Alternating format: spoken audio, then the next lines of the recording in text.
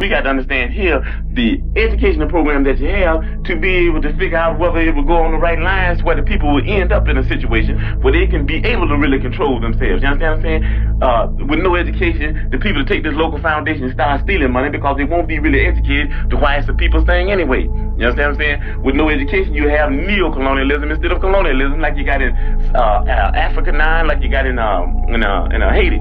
So what we're talking about is there has to be educational program. That's very important. As a matter of fact, it's so important for us that a person has to go through 6 weeks of our political education before he can consider himself a member of the party, able to even run down ideology for the party. Why? Because if they don't have an education, then they're nowhere. You dig what I'm saying? They're nowhere because they don't even know why they're doing what they're doing. You might get people caught up in the emotionalist movement. You understand me? You might get them caught up in because they're poor and they want something. And then if they're not educated, they want more. And before you know it, they'll be capitalists. And before you know it, we'll have Negro imperialists. This educational process is necessary, and it's the people that will cause the revolution, and it's the people that will cause the change in the country. It's simply the vanguard of the revolution, and we plan to teach the people the strategy and the necessary tools to liberate themselves.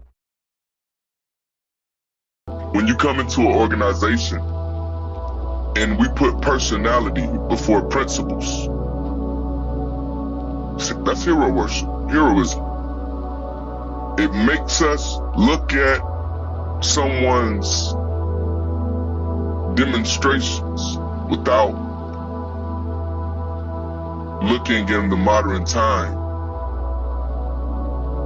for an assessment, without looking and making criticisms of contradictions. We essentially hold ourselves to past values without looking out how to modernize something. This hero worship makes us indulge in liberalism, where someone is above the principle, where somebody is above the discipline, where somebody is made an excuse from the rule, from the measure, from the laws and doctrines that we say we believe, we live, and we implement in our daily lives to achieve. Heroism is somewhat cult-like. It creates a system of big I's and little U's. The hero, whether living or dead, is now used as a mouthpiece for individualist gain, as the group serves the interest of the hero or whoever is the leading force of that group that seems to be the mouthpiece for that hero, or seems to be the master of ceremony for whatever that group's sanctimonious or whatever routine and regiment that they carry forward. It's almost making a religion out of a person, but not following any of the principles. It follows the principles of the hero, but it doesn't look for the contradictions. Again, this in itself is reactionary by default. There's no modernization. There's no more staying up to the times. And if we make anybody an excuse to the rule, then anybody could break the rule. People move outside of the rule, and now renegadism is the law of the land.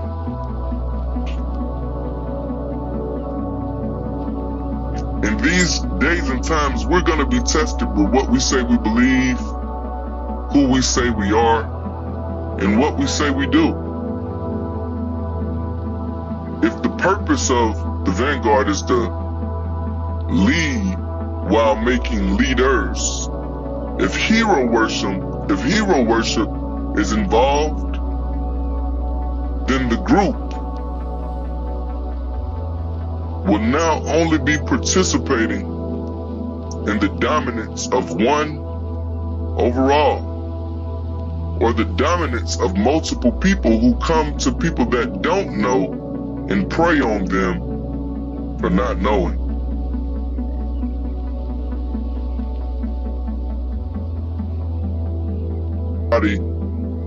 Who is person who does stuff on the basis of they're close to somebody, they play a role to aid whoever that is. That's in rulership.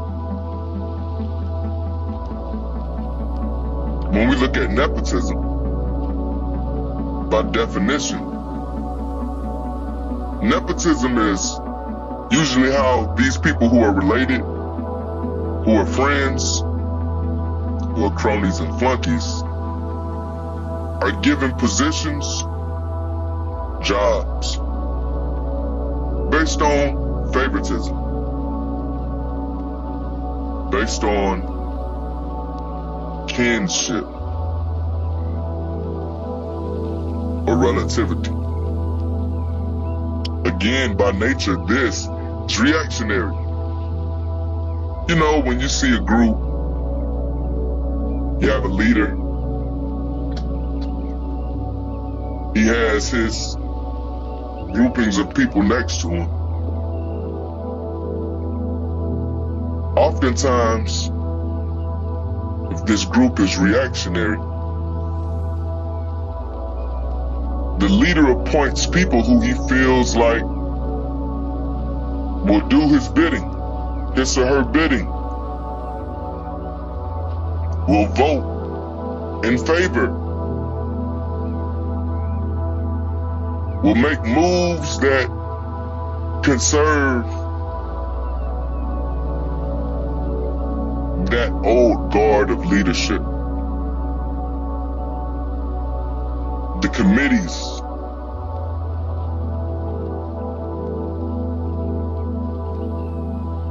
are given lead with people who are not qualified to keep everything in line. A person who is not advanced on their studies, who are not disciplined and keepers of the rules and the laws, they will head over committees, they will head over different positions, different rankings.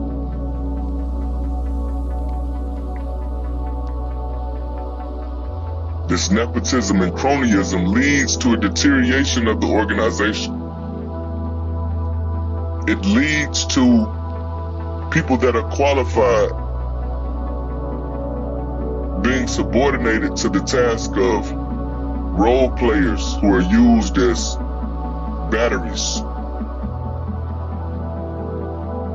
But the work they do is stolen valor. It's a credit that's stolen, given to someone who knows nothing about the position, and they're only there, sitting in a seat.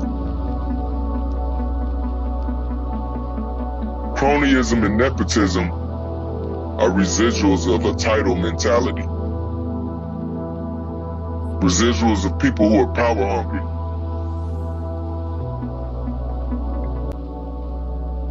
Those who have ulterior motives,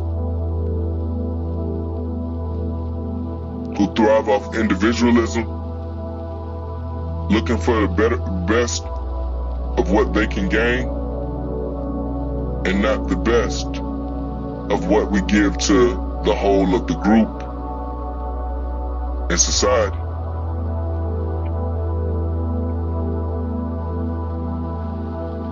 oftentimes we see in the fascist state when it comes to business and capitalism, that there's a great disadvantage when you look at the color line. Many people are qualified but don't get the job. They have to serve in committees and be subordinates, while those who are over the committee, the foreman, the manager, the ambassador,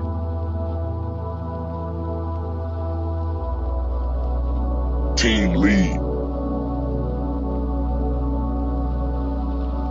regional supervisor. Some of these people get their job not based on what they could do and what they know, but who they know and what they could do for who they know.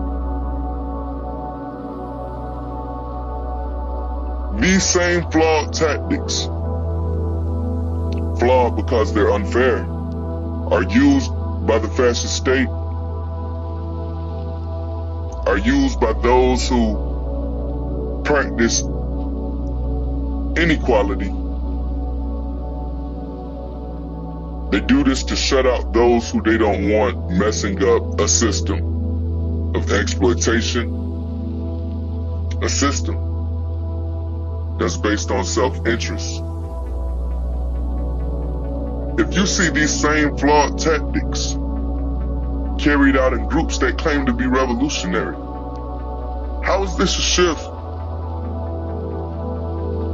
progressively for these reactionary times? It doesn't change the paradigm at all, and therefore it becomes a hamster wheel of defeat, a hamster wheel of mistakes, and becomes an area of a high turnover rate. As they keep this up, the membership grows old, or if it doesn't grow old, it grows old in it being more so ran like a family business. And as this happens, those who enter into these movements, into these fronts, into these parties, into these committees, will either be abused, misused, the morale will be low, and they eventually leave. Some are even more grown tired and disillusioned with organizing, creating a complete meltdown of collective work and responsibility, and then eventually the cronies, the nepotism, forms an organization that becomes a lonely island, ruining everything in its path.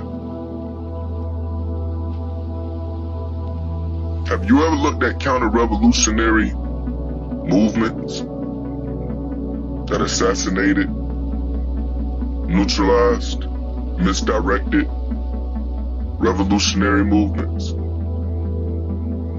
Do you notice that anytime the colonialists or the fascist state or the Domestica International remove powers, they place a crony there who is there through nepotism.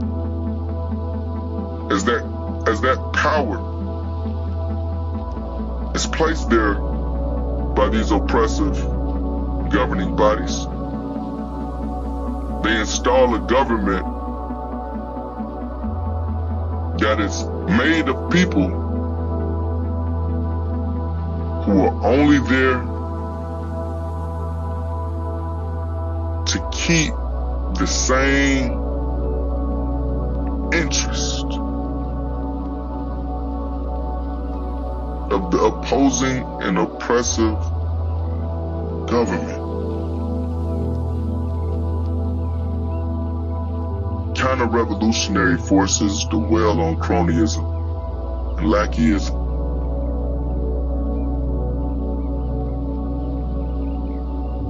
The individualistic measures that they take to usurp power is a very reflection on the individualistic and exploitive aspirations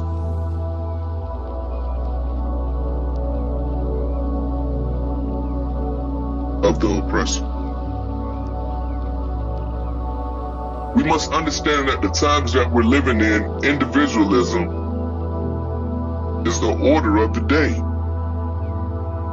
Again, in these reactionary times that we're living in, individualism is the order of the day.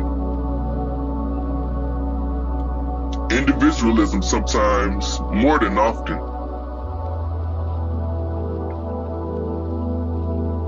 makes us frustrated. As revolutionaries, when we come to people and we see that they either have a destructive subculture, criminality and other vices and etc., or just bad elements all in the terrain, serving as distractions. They're there to drain your energy. They're there to make you frustrated. Sometimes out of the frustration, we lash out at those that are not doing what we want them to do. This in itself is a flaw on us. And this flaw is done when we don't have revolutionary patience. Revolutionary patience is more than just having patience with those who are indulging in that which hurts them, that which harms them, and seek to keep them complacent when living and dealing with the oppressive government. When we exemplify revolutionary patience, we practice the art of acceptance. We must accept that everyone has not made the commitment, even those who read the books, those who participate in service work, programs, whatever initiative. Some of those have not made the full transformation into that new man, that new woman, that new human. Having the cultural revolution in their mind. We have to stick with the process. We understand that revolution is not an instantaneous thing. It's a science, so that means that it must have steps. It's a process. In this process, things are not going to go as fast as we want it to. Hell, if it happened when we wanted to, many of us wouldn't even be here today, because our problems would have already been solved. Knowing that it's not happening now does not mean that we give up.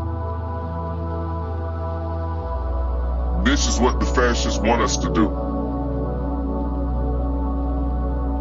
They want us to have an individualist mind. They want us to be disillusioned and have a low morale to where we don't work with our people.